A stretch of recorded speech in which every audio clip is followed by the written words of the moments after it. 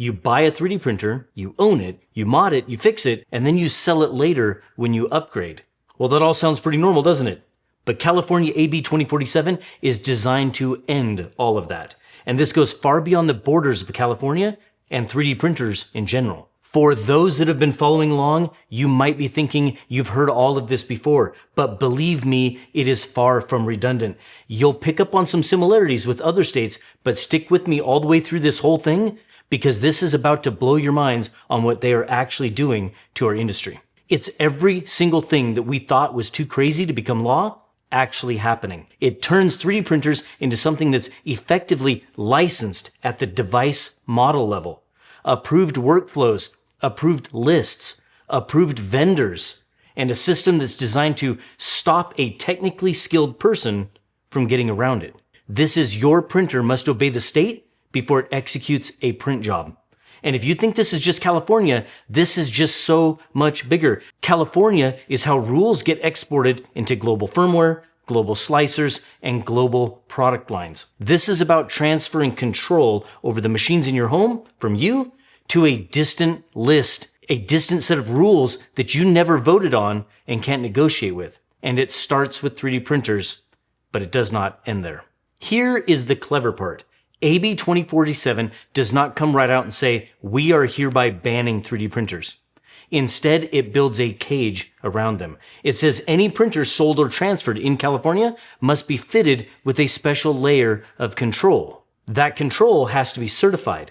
The certification depends on algorithms and software processes that the state approves.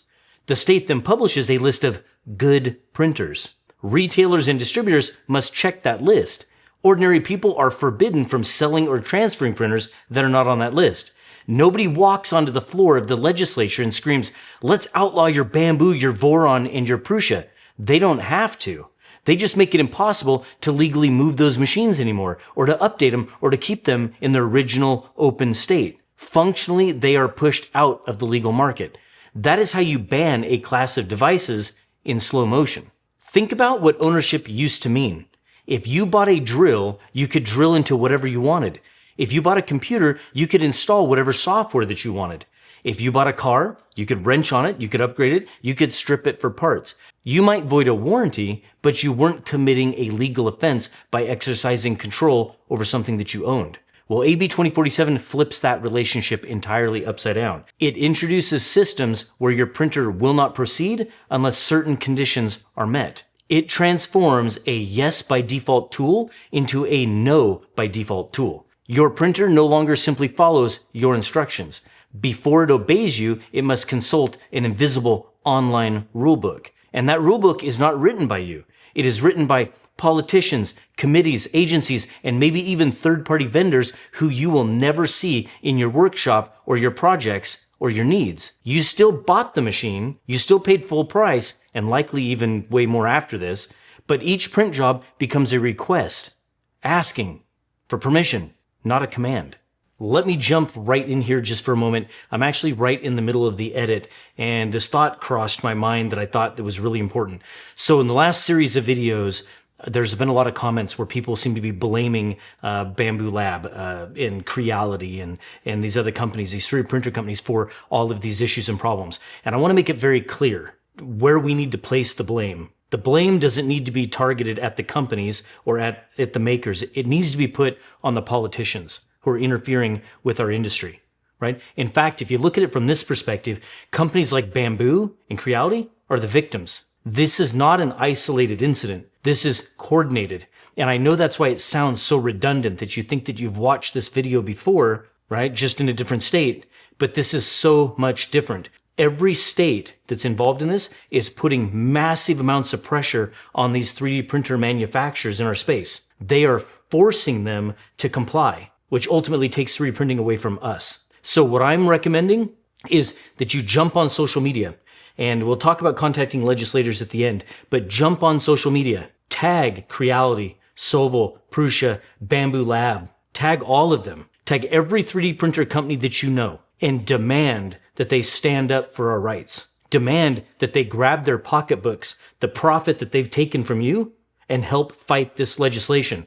Right now, they're sitting quiet, and these have huge ramifications. They are going to lose their businesses if they don't fight and if we don't fight. So go do that. Seriously. And don't forget, tag me at LoyalMoses on X, Facebook, find me there, Instagram, TikTok, whatever. Go do it. For decades, personal computing was built around a simple, powerful idea. A general purpose machine. It was a device that did not care what you were doing, only that you were giving it valid instructions. Your PC did not check your code for political correctness. Your calculator did not ask if your equation was allowed. Your printer, whether it was an inkjet, a laser, or a 3D printer, did not question the shape you were asking it to make. It just printed.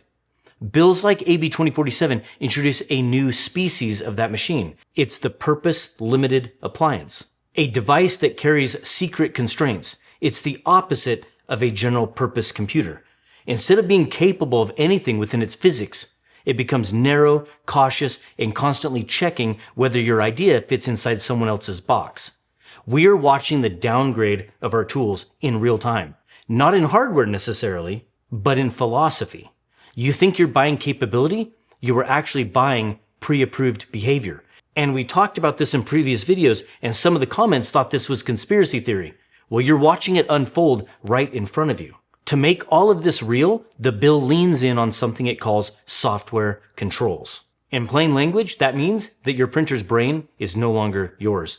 Manufacturers must implement systems that evaluate what you're trying to do and then decide whether or not to let it happen. Those systems must be robust enough that a technically skilled user cannot simply disable or bypass them. So what does that mean for the real world? It means firmware that resists modification. This kills open source Marlin and Klipper firmware. It means lockdown ecosystems where third-party software is treated as suspicious.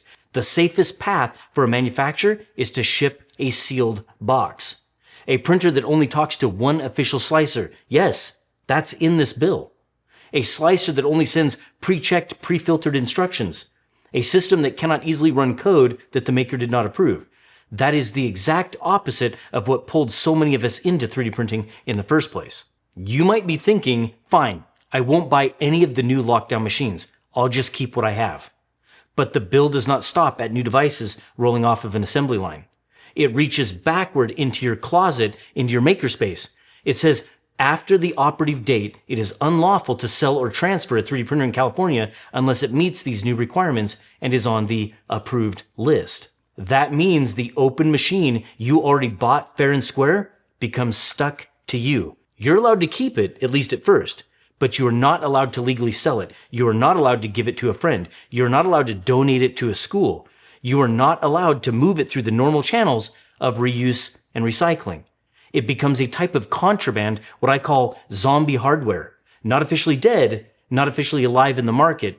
It's just trapped. The right to repair is not just about being able to swap a nozzle or replace a belt. At its core, it's about this question.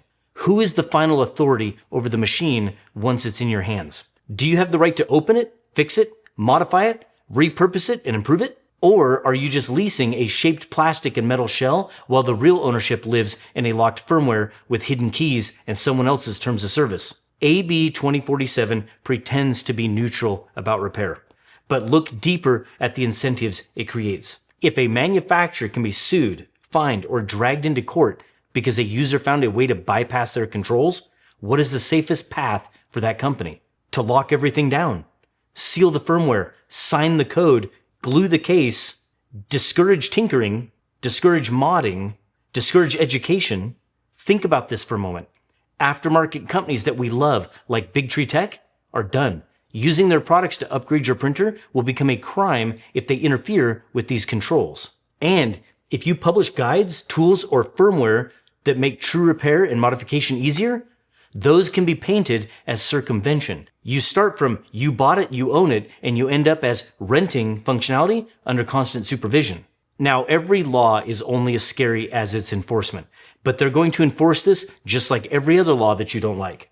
But look at the teeth. AB-2047 doesn't just set up a list and hope everyone plays along. It attaches serious financial and criminal punishment to non-compliance. Civil penalties of up to $25,000 per violation. Think about what a violation can mean here. a store that sells an unlisted printer, a distributor that didn't properly check the list, an individual who transfers a non-compliant machine. You're just giving it to your friend or selling it to someone on Facebook Marketplace. It is big enough to shut down small businesses and discourage private sales. It is big enough to terrify hobbyists into silence. It is big enough to make experimentation feel dangerous. Combine that with the threat of criminal charges for disabling or circumventing these systems, and you have a landscape where the safest option is to never touch the internals of your own device, and literally discourage people from even joining this hobby or even experimenting with 3D printers. Now, maybe you don't live in California. Maybe you're watching this from another state or another country and thinking, you know what, this isn't my problem. But here's how manufacturing works. Companies do not manage multiple versions of complex hardware. They want a single design. They want one firmware pipeline, one certification path. So when a huge market like California demands a more restrictive version of a product, the rest of the world tends to get dragged along. The California compliant variant becomes the default global design. The locked firmware becomes the standard build. The safe, restricted ecosystem becomes the official experience. And the old, open, truly user-controlled machines stop being produced, supported, or even legal to sell in your state or your country. And combine that with the fact that California is suing 3D printing model sites outside of its own state to force global compliance, this is bad. If this model of control succeeds with 3D printers, why would it stop there? Once lawmakers and regulators prove that they can define a category of risk, require blocking technology, force certification of algorithms, publish a list of approved devices, even attach huge penalties to non-compliance, they can apply that pattern anywhere. In other states, we've already witnessed them targeting CNC machines and laser cutters and lathes, and it will continue into home robotics and basically any software tools that can generate code, to even AI models that can generate designs. Anything that can shape the world moves one step closer to being treated as a controlled, licensed utility instead of a personal tool. This is why AB 2047 matters, even if you never print a controversial thing in your life. Even if all you ever make are brackets or toys and replacement parts, it matters because it answers a question that will keep coming up across every category of technology.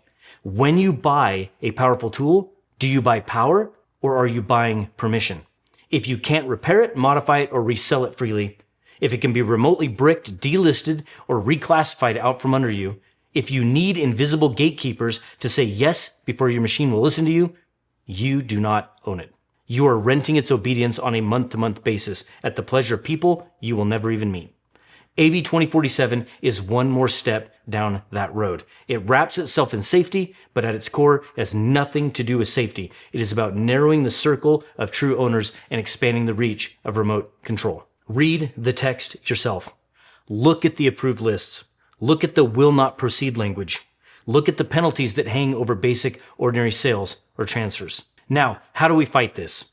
We fight by being loud, by sharing this and other content with everyone you know. Hitting that like, hitting that subscribe, commenting, all of that pushes this video out to more people so more people are aware and more people can contact their legislators. And it doesn't matter wherever you are, even if not in California or other affected states, share your stories and experiences. Let these legislators know that this is not acceptable and that they've lost your vote.